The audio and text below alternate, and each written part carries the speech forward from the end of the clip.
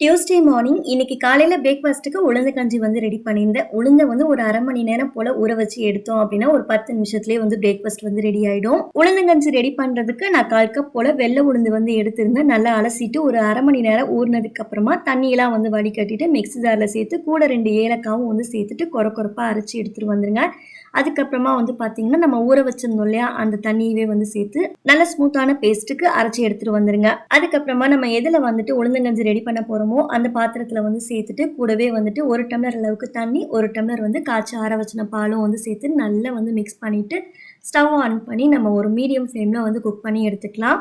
இத கரைக்கும்போது நல்லா தண்ணியா கரைச்சு எடுத்து வச்சுக்கங்க. குக் ஆகும்போது கொஞ்சம் கொஞ்சமா வந்து கெட்டியாகும். லாஸ்ட்டா ஒரு 5 நிமிஷம் நல்லா குக் ஆனதுக்கு அப்புறமா வந்து ஸ்வீட்னஸ்க்கு வந்துட்டு வெல்லம் இல்லன்னா நாட்டு சர்க்கரை சேர்த்துக்கங்க.